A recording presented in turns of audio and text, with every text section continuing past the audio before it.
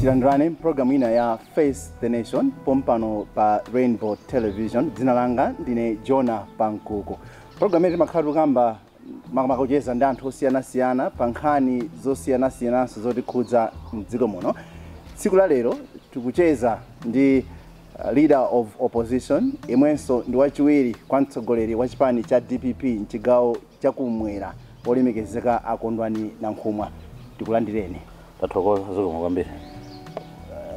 Moyo wayamba bwanje ndangotchula apa kuti leader of opposition anthu anazowera akaona ni chonchi leader of the house in parliament. Moyo wayamba bwanje ngati leader of opposition. Ayi kwa ine zili bwino ndikukhulupirira kuti kwa anthu ena muchipani chathu zili bwino. Nkhani yayikulu imakhala imodzi yonena kuti kayokhala ku opposition kayokhala ku ruling side chachikulu nchonena kuti umayeneka kutumikira amalawi. Ndeno amalawi timatumikira njira zosiyana-siyana ukhoza kukhala ku opposition ku ruling imene zimakhalira. Kusintha kumene kwabwera ndakunena apa kunena kuti mna leader of the house now leader of opposition in parliament. Mwina tikubwerera pang'ono ku chisankho chimene tinakhala nacho. The loss imene DPP inali nayo idakudabwitsani? Inadabwitsa chifukwa chonena kuti aliyense akamapita ku chisankho amapita kuti akawina. Komabe chomwe chimachitika nchonena kuti pamene chisankho chachitika zaoneka kuti mwagonja mwavomereza ugonja moyo umayeneka utani upitirire. Ndeno kudabwa sikulephera pa umunthu koma ndimene zimakhalira pang'ono ndi pang'ono munthu umakhala ukudzuka ndi kumayenda kumapita chitsogolo. Mukuona ngati mudachiphonya pati ngati chipani? Sitinakhale pansi ngati chipani sinakumane ngati national executive ya chipani ndikukhulupirira kuti kutsogoloku tikhala pansi ndikuunikira kuti mwina tikalandire malipoti kwa omwe amayendetsa chisankho chimenechi muchipani kuti akatipatse kuti ife tapeza izi vuto linali apa tikatero akatiunikira tipitano chitsogolo kuyenda limodzi. Ngati umodzi mwa akuluakulu ku chipani cha DPP, would you describe chisankho chimenechi chakuti inali free and fair? Not at all, because mukudziwa kuti mamonita athu ambiri chipani cha DPP anathamangitsidwa makamaka ku chigawo chapakati pa Central Region pano. Kumapeza kuti madera ena chisankho chimachitika opanda mamonita, kuthamangitsidwa, kumenyedwa zinachitika, ndipo umboni ulipo kuti DPP inaperekanso ngakhale madandaulo ake ku bungwe la Electoral Commission. Komano Electoral Commission anayankha kunena kuti iyi ndi police case kachiteni report ku polisi. Ndiye sitinganene kuti chisankho chimwe chinali ndi zolakwika ngati zimene zija anthu kumenyedwa tingatenga chinali free and fair. Komano chosangalatsa nchonena kuti ngakhale timaona kuti panali zolakwika izi mtsogoleri wathu Professor Sapita Mutharika ananena kuti tiyeni tivomereze zachitika tipite chitsogolo tiyasire kuti tione kuti zinthuzi ayendetsa bwanji. And during that time, the DPP, you complained, or you claimed, 15 of your monitors went missing. Where are you with that issue? That's the issue I'm saying, that we reported that to the Electoral Commission. The Electoral Commission, though we reported it in writing, they referred the issue back to us saying, why can't you go and present your case to the Malay Police Service, of which we did. So we're just waiting upon the Malay Police Service to act on what we presented to them. Are the monitors still missing? Some have been found. If you have been following the media, I took my time off sometime last week to cheer them up in their houses. I checked about 4 of them in the southern region. I'm told some have gone back to their places, maybe visiting or they're being kept by aunts, uncles in some parts of the country. Back to Parliament. Chidachitika nchani. We had an announcement in Parliament by the Speaker of the National Assembly kunena kuti inu ndiye leader of opposition. Later on tinamva ma reports osiyana-siyana kunena kuti khanga nditu kumene kuzasintha a George Chaponda ndamene atakhale leader of the opposition. Later on tikumvanso kuti inu mabwerera. Chimachitika nchani kuchipani kwanu? Ineyo mene nayonera nkhani tunali mwina kusamvetsa malinga ndimene yakhalira social media mene imagwirira ntchito zake. chifukwa mene analengezera speaker a nyumba ya malamulo kuti leader of opposition ndi akondwa Nankhumwa zinakhala choncho koma kena kuti mangowerenga ma social media kuti zasintha akuti zili chonchi koma ine kusintha sizidasinthadi kuchokera ku appointing authority sizidasinthadi ine kusintha sinakulandire mpaka pamene timalandira kalata kuchokera kwa speaker formally unena kuti no you have been appointed leader of opposition by your political party koma no ndinamva ninachitsatira chinthuchi kumva unena kuti yayi pali nkhani pa social media ena chitanga post pa social media yalembedwa motere and zinthu jesi zinasangalatsa anthu ena ma meeting. We even heard kuti some MPs protested ana akuya nazo zimenezi kusintha kumeneko. Ndizona ndinamva kuti no kunali meeting ya ma MP atamva pa social media kuti no izizi kuti zikusintha zokhala chonchi meeting ndinaimva komano zonena kuti no ndinalandira formal communication yonena kuti asintha zomwe anakonza analengeza speaker kuti tsopano leader of opposition alipo wina zimenezo ndiye kwa ine sizinabwera. Mwalankhula napo nda amuthalika kapena how often are you talking to him since he left the presidency? He is my party president. I respect him, I love him, and let me tell you today that we are in talking terms almost daily, on daily basis. We are talking, giving me assignments, myself reporting to what is happening on the ground, how we are proceeding. So we are talking almost on daily basis. Is that where you're getting your wisdom as leader of opposition? Yes, I cannot deny that fact because as I've already indicated, I have great respect to Professor Peter Mutharika, the president of the Democratic Progressive Party, who is also the immediate past president of Malawi. Tonse administration, sure. The Tonse government, yayamba bwanji ntchito nkuyona mbali nayo apajamati adimpira mathako maona uli kunja wakhalwalo wamo zimatha kuvuta iniyo muli kunjako muona kuti boma ila kwendetsa chakwera lamba bwanji ntchito.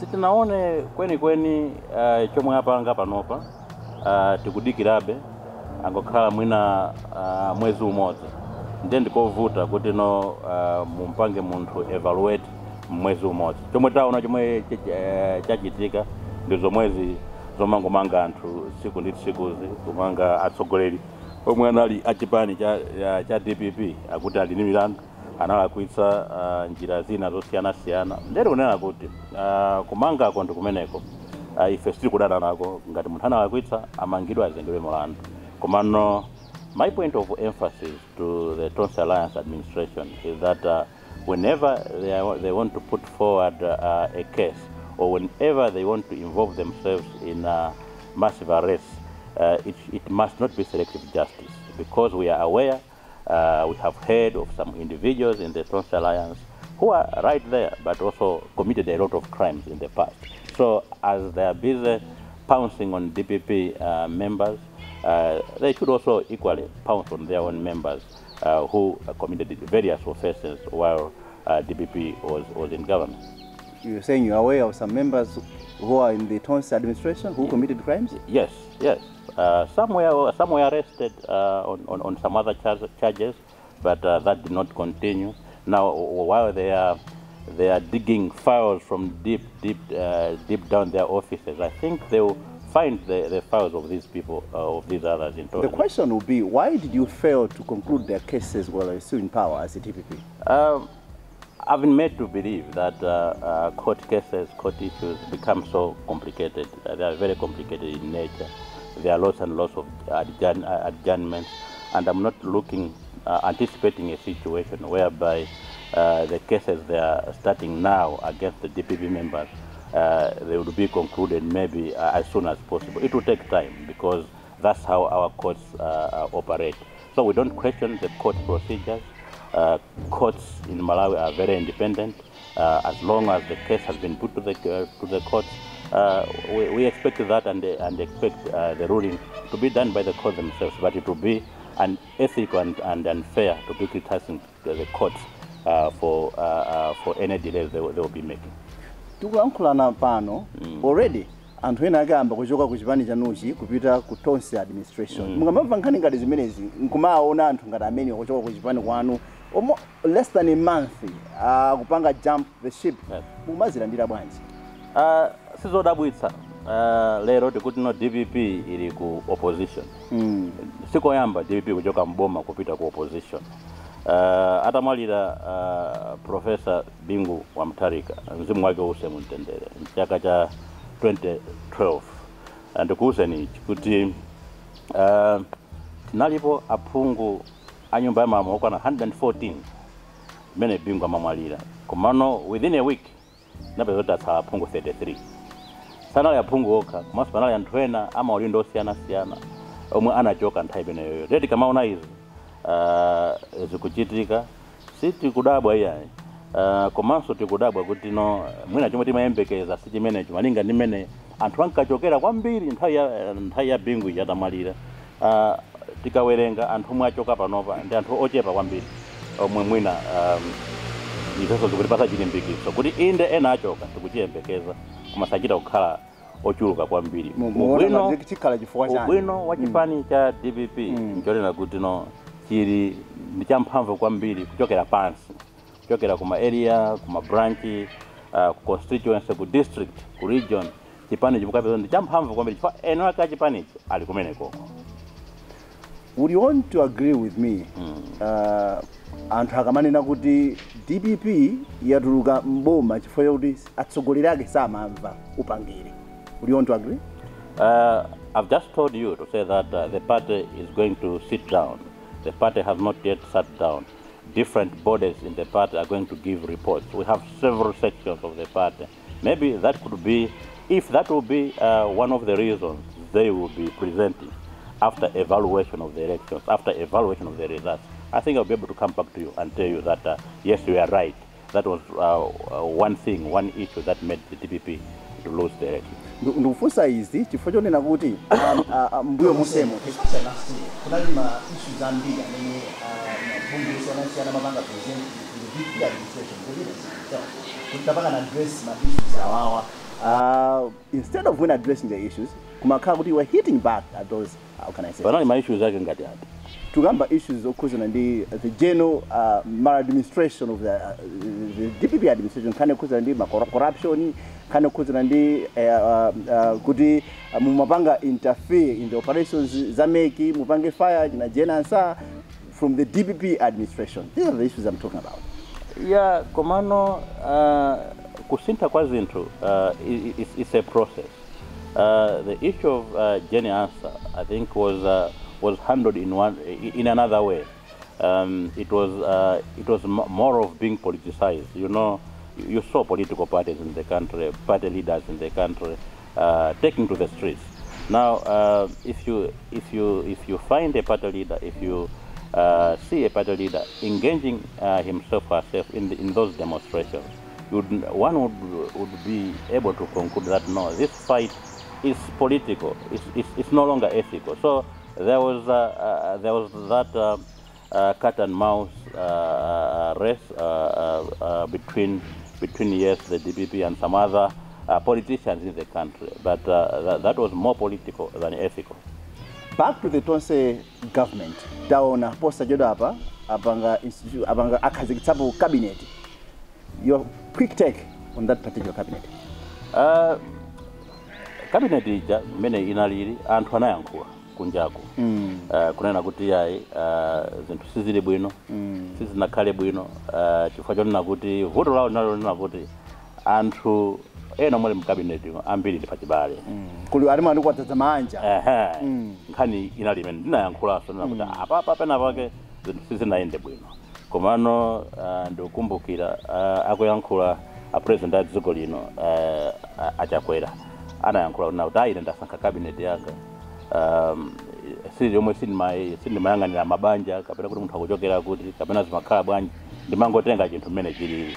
Komano anthu analangiza, sikuti analangiza ndi a DPP okha zitatuluka, koma anthu mabungwe osiyana-siyana, anthu osiyana-siyana anayankhulapo kuti apa simunachite bwino, apa simunachite bwino.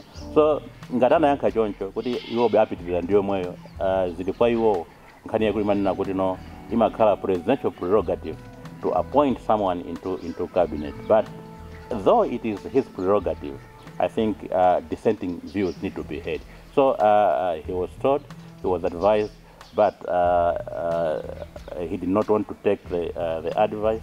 He decided to go with whatever he came up with, and we appreciate he did that. Nufusa izi chifanena kuti mbuyomu I think the current leadership was on the neck of the DPP leadership that time. Kunena kuti kusankha anthu ngokondera mitundu ngati leader of opposition amene mwapanga vow kunena kuti simudzingo panga criticize komano you would want to provide constructive criticism.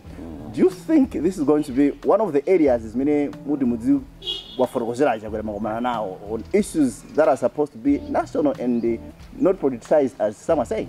Inayoto ndikamafuna kuyankhula chinthu ndimajiyankhula chinthu mmene chilili ndimayankhula chilungamo chalakwika ndimanena kuti no apa sipali bwino apa sipanaende bwino chakhala bwino timayankhula ndiyeno ndi lifotokozere boma la Tonse Alliance panopa kuti pomweno ndidzaona kuti achita bwino tidzawayamikira kuti amachita bwino pomwe sanachite bwino tisanena kuti ya apa simunachite bwino komanso sango simunachite bwino ya ndikuwapatsa mwina alternative kuti apa bwanji mukanatere papali anthu ena amangodzudzula akangokudzudzula muja basi osakuuza an alternative komano ndimafunitsitsa kuti pamene iwo alakwitsa ileso ife tizibwera pano ndikunena kuti apa mwalakwitsa apa simukanatere mukanayeneka kupanga choncho ndeno ndiatsimikizire kuti zikhala choncho chachikulu nchonena kuti no tikhala tikuyang'ana ndi chidwi mmene ayendetsere boma lawo awina chisankho chimenechi analonjeza anthu zinthu zosiyanasiyana analonjeza kuti pakupezeka ntchito 1 million kodi ntchito 1 million zilipo zibwera lini ananena kuti ayi fertilizer universal subsidy kali yensa akangopita ku shop azigula pa 4,995 kwacha kodi kuyambira siku la lero ine ndikapita ku shop ndikagula fertilizer wa 4,000 kwacha panali zinthu zina zambiri sugar azagula 500 kwacha lero li ndikukhulupirira kuti alipo munthu yemwe wagulapo sugar pantengo wa 500 mwina inu mwagulako wa 500 sara adira budget not the provisional budget kumana kudiga the main budget provisional budget itu ndi budget ndimozi chifano umangotengako ndalama zina mmene momo za budget yedini yaikuluyo ndene chimozi timayembekeza alimi akuyembekeza kunjako kunena kuti no chaka chino nthawi ino ndiyolima ayamba kulima panopo akuyembekeza kunena kuti no aliyese Malawi panopo agula fertilizer wa 4,900 kwa mwina ndanda wando nawo utakhala kuti your expectations mina ngati leader of opposition muona ngati ule akadaipanga yantundu wanji kupita chitsogolo kufuna kupanga transform the country anenatu kuti ndi ndanda uja ndongoyembekeza kuti ndi transition anazafotokozaso nena kuti iyi cabinet ikhalapo 5 months 5 months ikangati probation yemwe sachita bwino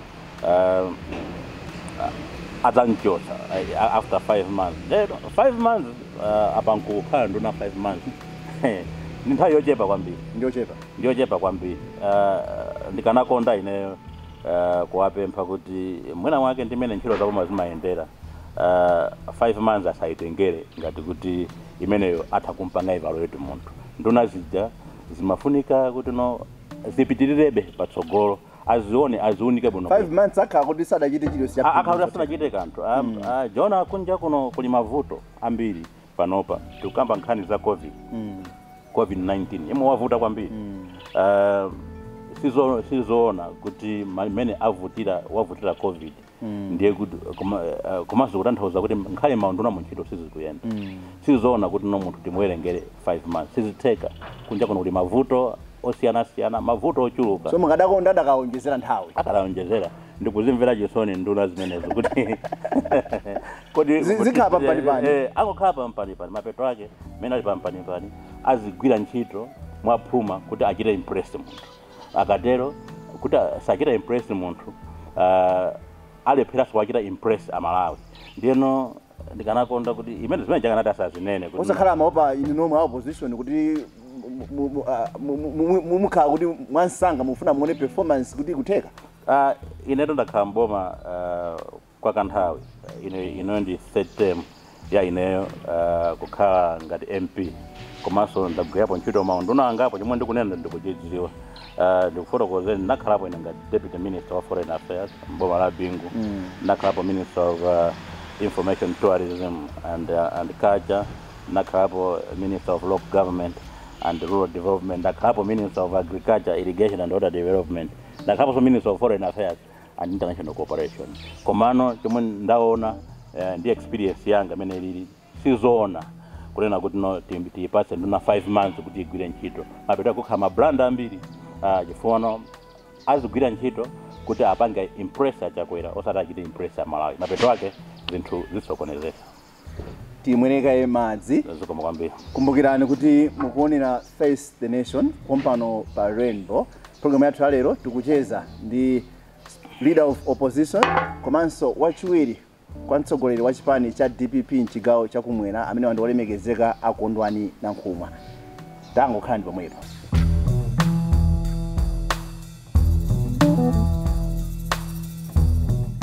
Ways of preventing the coronavirus disease. Do not stay close to someone who is coughing or sneezing. Avoid hugs and handshakes. Wash your hands frequently with soap. Clean or disinfect all frequently touched surfaces. Wear gloves and masks when caring for an infected individual. This message is brought to you by Rainbow Television. The moment of truth has come.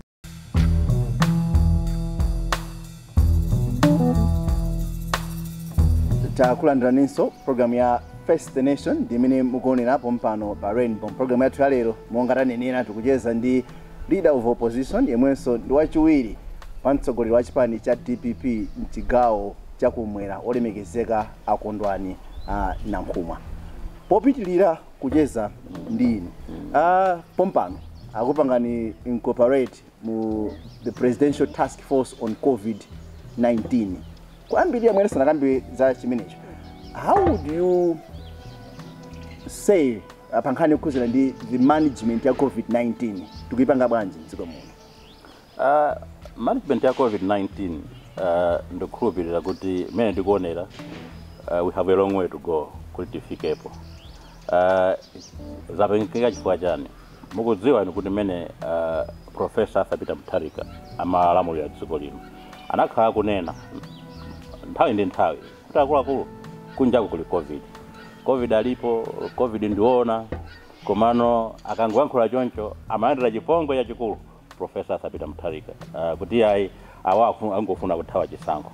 Ndikumapezeka kuti tinalekerera ngati Malawi mukudziwa nkhani zimakhazi kupita ku khoti tipange chani zonsezi zije zimalozera kunena kuti no pamene boma la Professor Peter Mutharika timanena kuti COVID alipo anzathu otsutsa boma manena kuti no COVID kulibe. Chomwe amafuna nchona chinachonena kuti kuti ankati kulibe nthemeneja ankati kulibe kapena kuti inuyo ngati boma mapanga ngati dzibwana zopatsa munthu picture kukhala ngati kuti kulibe no ankanena kuti kulibe ino alipo maclip anthu akufunsana atsogoleri akufunsana pa msonkhano akupangisa msonkhano COVID kulibe alipo kulibe zinthu zake ngati zimenezo zachitika zinthu zambirimbiri misonkhano kumakira kuita challenge kuti awawa kuno kumalawi kuno ife COVID sitili kumudziwa mulungu watikomera mtima kumalawi kuno COVID sanatipeze ino matsatika mazidziwa zinthu zija mapeto ake talekerera zinthu zija zisankho zija zapangika anthu aja mati kulibe COVID atenga boma tsopano mene atenga boma ndeno zipatso za COVID zija zamba kuoneka zamba kutuluka siku ndi tsiku pano pati kukamba kuti anthu akufa anthu akutenga matendawa dzulo timanena kuti pali anthu about 62 omwe amwalira kale koma kuti muonetsese kuti mumvetsere mkatimo si anthu 62 omwe amwalira yani anthu 62 aja ndi anthu omweno mwina aliko ndi mayina onena kuti akapita ku chipatala akumathamangira kuti awaokha atanti amayina anthu amayina koma pali anthu ena ino akungozifera kulibe matest kit kunjako kulibe zipangizo zowayezera anthu kunjako akapita wina kuchipatala kuti akungokhala kumangozifera chifukwa chonena kuti alibe access to the medical facilities. Ndeti mafuna kunena kuti inde ngati committee task force yomwe yakhazikisidwa ya COVID iunike chinthu chimenechi kunena kuti tisangotenga kuti no anthu omweno afa ndokhaja ya kapena anthu omwe akutenga matenda aja ndi 2000 chakuti panopa kuti tilowe pansi kwambiri ino ndine tikapeza kuti pali anthu ambiri omwe amwalira chifukwa cha matenda amenewa koma thandizo kulibe kuzipatala matesti kulibe anthu akubwerera mapezeka kuti mwina mwake tikumakamba ngati ndi 62 koma atokhala ali pambiri atokhala ochuluka mwina soma 1000 chifukwa cha mmene tuzididi panopa ndiyeno management ya COVID ndi imeneyo imafunika kuti mwina mwake boma litenge nkhani serious kwambiri mothandizana ndi mabungwe osiyanasiyana omwe amathandiza dziko lino pa nkhani ngati zimenezi kuti nkhani iyi tiitenge kuti ndiona ino ndibwerere ku nyumba ya malamulo mukudziwa kuti tikuyamba nyumba ya malamulo kukambirana aspika analengeza kunena kuti iye atakonza motere anthu ena azikhala malobe azikhala panjapa kwa zonje zinakanika kunali chimkwirikita amakana anzathu omwe ali kuboma pano amakana kuti ayi ifeyo tili muno siti kupanga nawo zimenezo ndakumva mudandaula kwa basi yes komano zimenezi zija lero litayambano kukolola zinthu kati zimenezi zija lero tsiku la lero ndikuuze kuti ndi information kuti no aphungu oposa 40 nyumba ya malamulo anopali ndi kachirombo ka corona. Very pathetic. Yes. Very saddening in fact. Sure. Mwabwera mu committee imene ya presidential task force on COVID-19 that leader of opposition. Do you have full blessings of your party? Well, this did not start with President Chakwera. You remember? I know kunena kuti huyo Mutharika adaika Robin Lowe. Yeah, in the Mutharika administration, President Professor Thabita Mutharika also appointed Honorable Lowe into the task force of the committee when Honorable Lowe was leader of opposition. So it has not started today. The first is Honorable chifukwa nena kuti I'm reliably informed kunena kuti some people senior party members kwanuko sakukondwera kuti mukhale no committee imene would you want to confirm that because I've heard that? Ine sindinamve koma sindingachitenge ngati chinthu chodabwitsa chifukwa mukudziwa ino kuti ngakhale nthawi yomwe Honorable Lowe anasankhidwa kukhala mu task force kunatuluka Honorable Nkaka. Yes, I remember. Honorable Nkaka akoyankhula kunena kuti yayi izizi ife sitili kutani sitili kugwirizana nazo komano I think Honorable Lowe anachita clarify the matter kena panapitiliza kukhala nawo ndeno ngati pale anthu ena kupang'ung'udza sizingalephere komano chomwe achita panopa omwe amasankha angochita substitute the name because of the position I have. Because if the leader of opposition was someone else, I think he could also have been there. Sure. Mwina tisa najoke bankani ya kuzina ndi COVID-19. Muda dandaula nda kumvani nthawi imene dziko lino limene ukhala ndi 6 July celebrations, the Independence Day celebrations.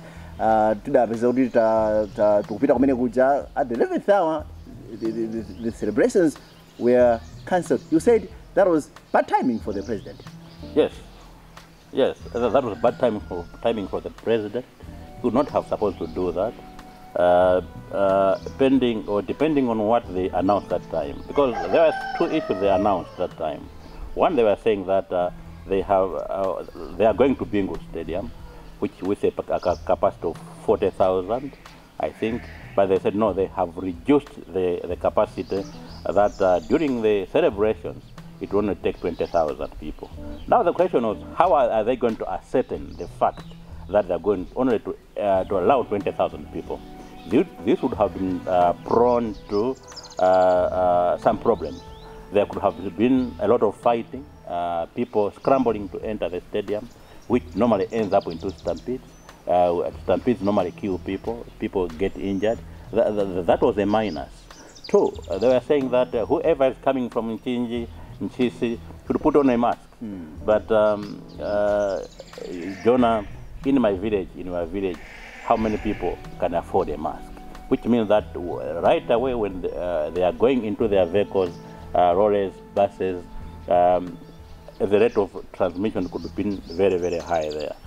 Even at the stadium there, if they manage to get 20,000 people, how sure were they that each one of them is going to get a mask? Now, that was my worry, that was my concern.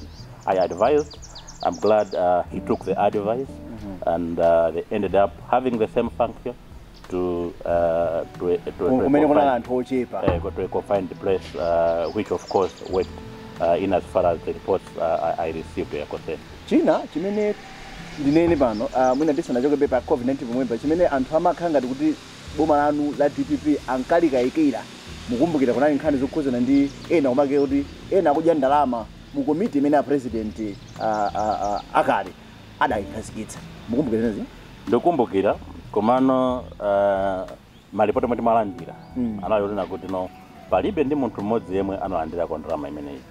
Dzulo ndasangalala kuti no kwatuluka article mu newspaper ya Times ngati Nation yofotokoza kuti ndalama zonse za COVID zomwe zilipo zili idle and intact, sizigwira ntchito. Ndeno zikukira no confirm zomwe zimanendwa kuti no panalibe munthu yemweno amapita kumakatenga ndalama za COVID. Komano nkhani ya propaganda anthu amapita kuchisankho amayankhula mapropaganda ina propaganda imeneyi.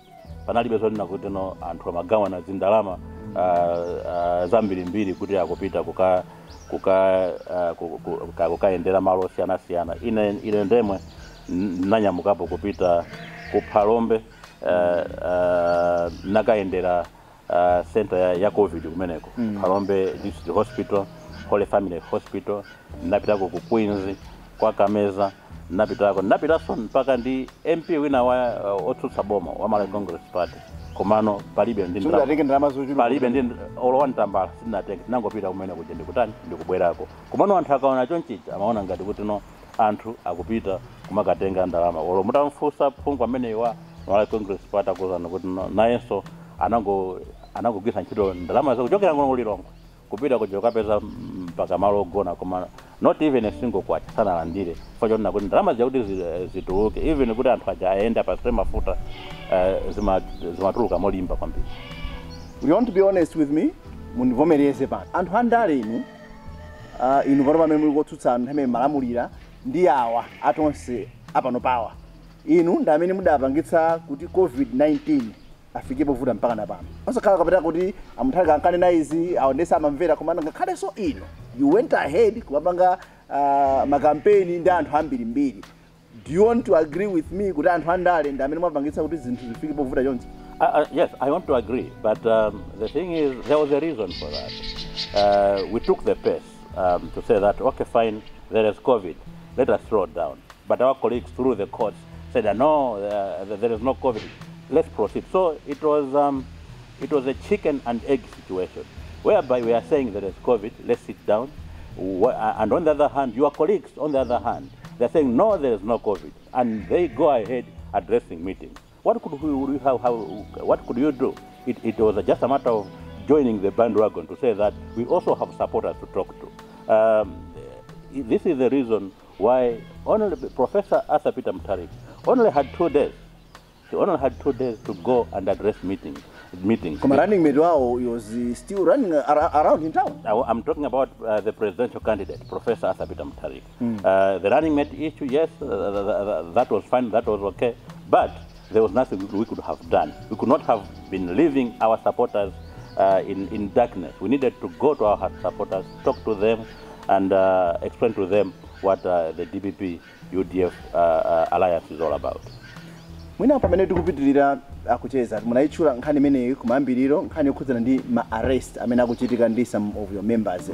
Pompano tinaona msonkhano watu ankhani umene neni la chipani chanu cha DPP Nicholas Dausi ndi Secretary General Mike Griselda Jeffrey anapangitsa, where they made allegations onena kuti mukudziwa kunena kuti boma ili tikufuna limange anomali chisale amene pano ali manja mwa polisi, afuna mange mtsogoleri wakale wa dziko lino Professor Arthur Peter Mutharika komanso mayi akunyumba kwawo mayi Gertrude Mutharika. Mukuzilenga kuti ndikukhulupirira kuti mukudziwa kuti ine kunalibe kusonkhano menewo mene mukundifunsa mafunso awawa, mukundifunsa ngati leader of opposition in parliament, maso vice president of the party. Surely ngati kunapita neni wa chipani ndiye kuti you must have had a knowledge of that. Not at all. not at all, because I've told you that as a party we have not yet met. We have not looked at what is happening now. But the thing is, the position of the Secretary General is the highest position in the party. That of the Publicity Secretary is that of the highest position in the party.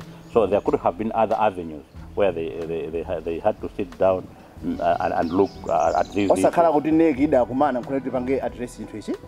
No, I will be unfair to you if I tell you today that the NEC has met. But while NEC is not meeting, there are also some other powers within the party who would meet quickly and look at some other issues, because a NEC gathering is a big gathering. So there are some other decisions that can be made by a few individuals so that the party would go forward. And when the NEC meeting comes, those individuals would report that we met, a few of us, we did this for the approval because of the time that was there. Did you agree with the content of that particular press briefing? I did not sit down to look at the details of the briefing myself, but I heard what was said. To say that what I heard was that they are planning to arrest these individuals. That's what I heard, but not the other details. I think you would be in a position to tell me about that. I attended the press conference. That's why I'm telling you now. Zina maizo ankane amadutsa ndandanda wantu. Fortunately, your name was not there. Whether it's fortunately or unfortunately, I don't know. But your name was not there. Komano akunena kuti muli information kuchipanipo. Kunena kuti boma ili it's out there kuti lingopanga lizunze anthu achipani cha DPP. You mentioned again about the arrest. Nefunso makhala kuti kuda DPP wa angofuna kupanga by public sympathy lero. Mufuna kuti anthu ngarada milandu mbuyo mu asawazenga milandu lero. Tikunena kuti nankho kuyambirira kunena kuti ngati wa DPP anapalamula milandu amene ndofuna kuti asengere milandu. Sitikufuna kuti no ifeyo tikhale pamwamba palamulo. Ayi, choyambirira ndi chimenecho.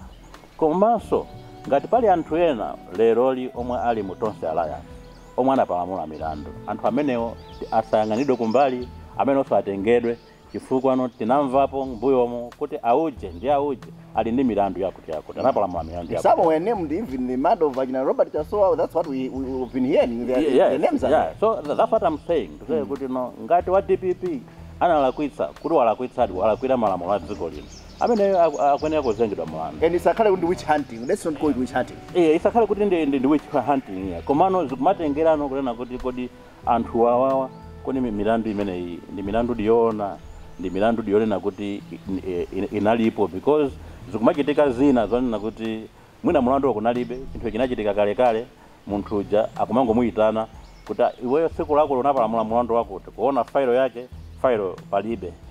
Munamulakwira wakuti chabwino poti failo palibe tapita mukamuyitane munthu uja ndikubwera analagwidwa uja ndikumulemba statement wemwepo while someone is yes, zachitikapo zimenezo zachitikapo kuti no failo jandi tamuyitana ndikipanga backdate file zakhazi kuchitikapo ndeno zimene zomwe zikukambidwa ngati witch hunting.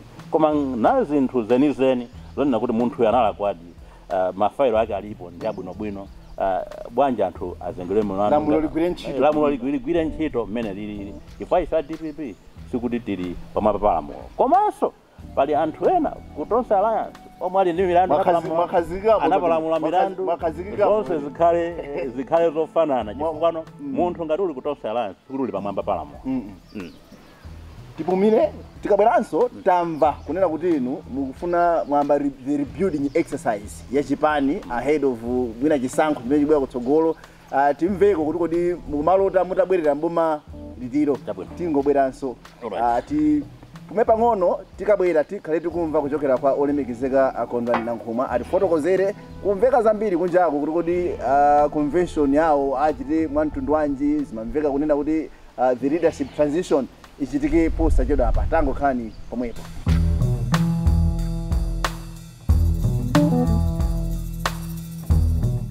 Ways of preventing the coronavirus disease. Do not stay close to someone who is coughing or sneezing. Avoid hugs and handshakes. Wash your hands frequently with soap. Clean or disinfect all frequently touched surfaces. Wear gloves and masks when caring for an infected individual. This message is brought to you by Rainbow Television. The moment of truth has come.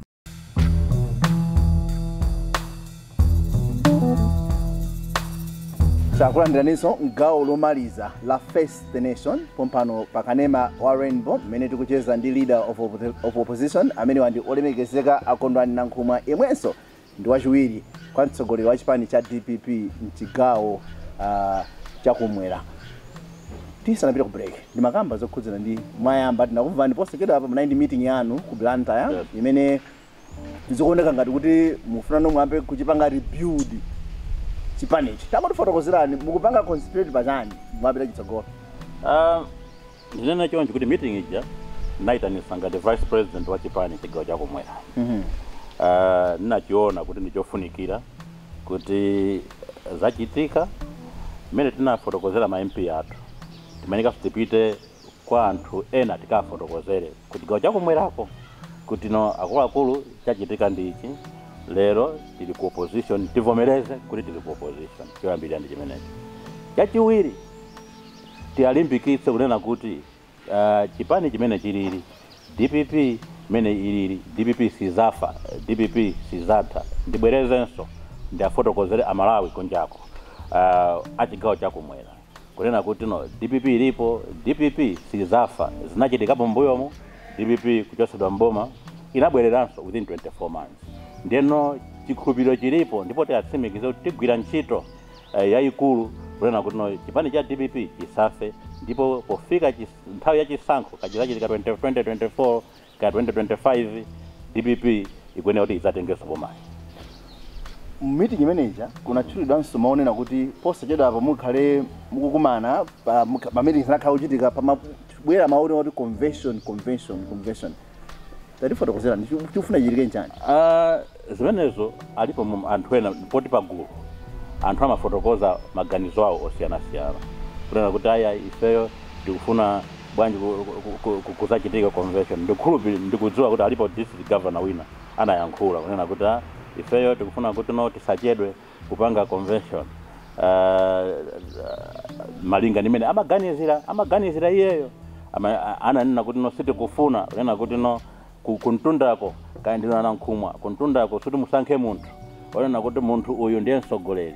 Zimene zozo sitizavomera iyayi komano tikufuna kunena kuti no mutipase mpata ife anthu akumuzi tizasankhe tokha maulindo osiyana ku convention iko. Zimene zomwe anayankhula komano mene ndanenera mucha kuti no ngati chipani ya DPP nakhalepo pansi sitinakumane ka NGC yomwe imapanga mfundo zosiyana sina kumane ndikukamba za convention. Timva akaitana kusogolo kwa secretary general kunena kuti kodi National Governing Council ya chipani ikumana ndipo ma agenda kumeneko ndiotani koma ndivomereze kuti alipo munthu wina anayankhulako kumeneko district governor anayankhula kumeneko kunena kuti no ifeyo tikufuna kuti muzatipase mwayi kusogoloko kuti no tizakhale ndi convention. Koma sina chino chodabwitsa chifukwa chonena kuti no mmene timapita kuchisankho nthawi inayi ilonse kapita kuchisankho kumakhala convention 20 kuyambira 209 pomweno timapita ndi Professor Bingwa Mutharika ku chisankho anthu anapita convention. 2014 mmene timapita ndi Professor Asapita Mutharika ku chisankho nali convention. 2019 mmene timapita ndi Asapita Mutharika ku chisankho kunali convention. Ndiyeno ndi chikhulupiriro ndipo sizakhala zodabwitsa kuti 2025 kapena 2024 pamene tikukonzekera chisankho nthawi imeneyo chipani chizapitanso ku convention. Kupatula governor amene mukutchula kuti ndoko chipani kwanuko, some political analysts are saying kunena kuti if the DPP would want to have some sensible rebuilding ahead of the 2025 elections, pakhale a quick power transition akunena kuti Mutharika atokhala kuti panako akula chipanicha chisiye manja mwa anthu ena achinyamata oti athamange nacho. Mwinaso mwamvapo zibe mwinaso mawerenga. Ndawerenga komano aliyense pandale za dziko lino amakhala ndi maganizo ake awo mati ma political analyst mmene akuganizira kaya wina wayankhula mmene akuganizira koma nkhani yayikulu ndonena kuti no chipanichi chili ndi malamulo ake omwe chimasata, chili ndi constitution yokhazikika, chili ndi manifesto yake yokhazikika, komanso chili ndi mabodi osiyana-siyana omweno amachita coordinate ma affairs a chipani chimenechi. Chimamvetsera chipani chizomwe anthu akunena kunjako, mabodi ngati amenewo ndomwe angayenera kukapanga report mwina ku National Governing Council malinga zomwe apeza, kenako NGC ndomwe idzakhale pansi kunena kuti yayi tiyende tipange chonchi malinga limene chipani chonse chili. Ena akakumvani mmene malankhulira inuyo Nankhumwa ku DPP amaona ngati kuti you are an outcast in your own party, muoneka ngati kuti ndi mlendo mchipanicho. Ena amakhala kuti ali pa nsonkhano agundika kakunyoza anzawo, inu mabwera nkumatchula mavesi. Zimene zija ndamva zoti makhamula ndi backlash ku chipani. Nzona anthu anabadwa mosiyana-siyana. Nzona ndunena zikayi koyambirira. Ndizona mwanda backlash it. Ndizona zimenezo nditha kuvomereza. Koma chifukwa chona kuti anthu amakhala ndi maganizo osiyana-siyana, anthu tinakula mosiyana-siyana.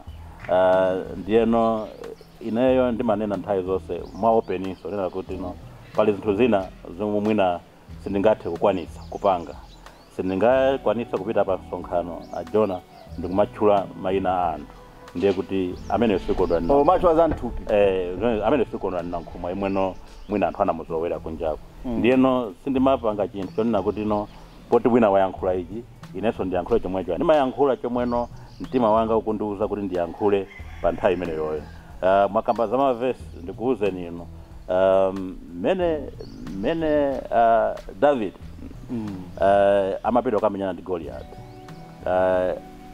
anapasidwa zinthu zibiya zovala za nkhondo zikulu kakulali majombo nthawi anampatsa kuti tavala izi kuti ukamenyane ndi Goliath. Koma atangoyenda pang'ono David ananena kuti sindikhoza kuyenda ndi izi chifukwa sindinazolowera. Ndiyeno inenso ndimanena zimenezi jakuti pali zinthu zina zomwe ine sindingakwanise kupanga. Timusiye Nankhumwa akhale Nankhumwa, timusiye Jona Pankuku akhale Jona Pankuku. Tisamayende in borrowed robes timatero, ndiye kuti mwina mwake zinthu sizingayende bwino. Ndikupira kuti mukaba ngati daya mundale kumupite kubusa uko. Ndimafuna tikupita kumapeto kweni kwa program yathu honorable Nankhumwa.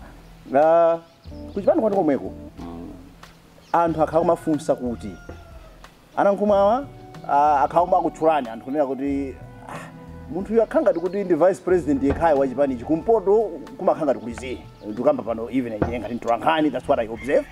Chigawo chapakati kumakhanga kuti mwina vice president kulibe amene amadzamveka vice president wa DPP ndinu ndi kumwena kwanuko.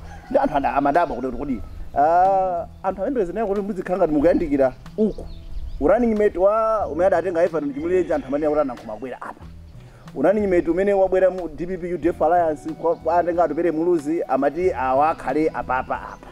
Zikamachitika zimene zija mtima wanu mmazilandira mwa mtundu wanji chifukwa anthu aone kuti you are a hardworking person kuchipani mmachinyamula chipani.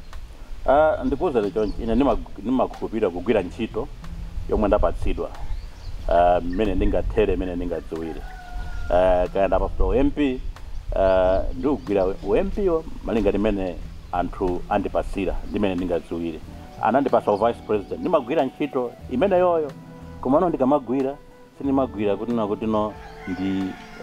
ndilandire china chake pasogolopo ya ndimene zilili vice president simafuna ndimene zilili magazi mwanga. No, ndikuwuzeni kusankha ka running mate zimatengera presidential candidate mmene waganizira nthawi imene yoyo.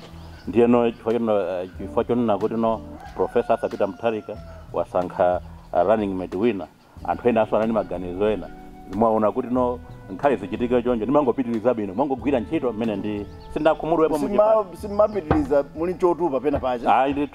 Chifana ndanena kuti ndimakhulupirira kuyankhula chilungamo, ndikanahawa ndi chotupa sibwezi pano ndikumagwiraso ntchito ngati imene chomwe ndimaona kuti izizi ndimene zinthu zilili pa nthawi imeneyo. Chifukwa maudindo tu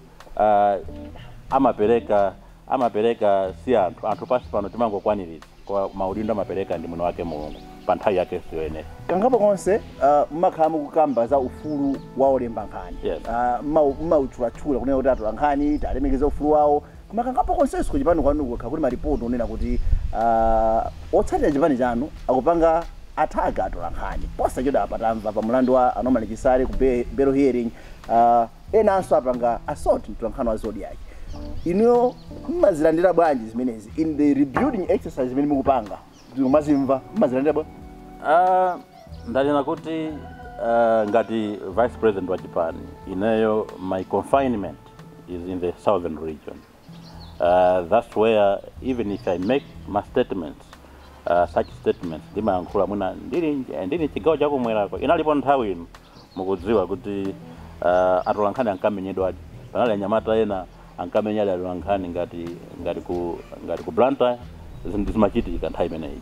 Komano nditatenga vice president ndinayankhula kunena kuti anyamata ino bwerani apa ndisazamve kuti unaliyese wamenya atola nkhani. Vuto langa ndilonena kuti malinga nimene ili DPP constitution now my positions amakhala ali confined. Ndikachiyankhula chimene chicha ndimayankhula kuti ndikuyankhulira region iyo sinayankhulirapo region ina ngati region ya Central Region.